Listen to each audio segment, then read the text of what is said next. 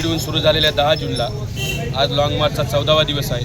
आम्ही खोपोलीमध्ये पोहोचलो, जवळपास 350 किलोमीटर चालून इथं आलो आणि उद्या पनवेलला जाणार आहोत। पनवेलहून चेंबूर आणि चेंबूरहून चैत्यभूमीला हा जवळपास 500 किलोमीटरचा प्रवास करून आम्ही हा सगळा पायपीट यासाठी आहे की आरक्षणाचं शेड्यूल कास्टच्या अनुसूचित जातीच्या आरक्षणाचं वर्गीकरणाची प्रक्रिया शासनानं सुरू केलेली आहे। ही प्रक्रिया तात्काळ थांबवण्यात यावी यासाठी हा लाँग मार्च आहे। दुसरी बाब, जे आनंद बदर कमिशन नेमलेलं आहे त्या बदर कमिशनचा रिपोर्ट सरकारनं जाहीर करावा, ही दुसरी मागणी या लाँग मार्चची आहे। तिसरी बाब जी आहे, जातीनिहाय जनगणना करावी, सगळी आकडेवारी प्रसिद्ध करावी आणि सगळ्याच जातींची स्थिती शासनाला जातीनिहाय संख्येवारी पब्लिश करावी, ही एक तिसरी बाब आहे। चौथी मागणी आहे, एकाच जातीचा अभ्यास आयोग नेमण्यापेक्षा 59 जाती आहेत या महाराष्ट्रामध्ये, या शेड्यूल कास्टमध्ये, त्या 59 जातीचा शैक्षणिक, आर्थिक आणि सामाजिक आणि सांस्कृतिक किती विकास झाला, किती माग आहेत, याच्यासाठी अभ्यास आयोग समाजानं शासनाने नेमावं आणि पदोन्नतीतील आरक्षणाची जे प्रक्रिया बंद आहे ती सुरू करावी, अशा ह्या प्रमुख 5 मागण्यांसाठी हा लाँग मार्च सुरू आहे। त्याच्यात प्रमुख मागणी आहे की वर्गीकरण रद्द करा।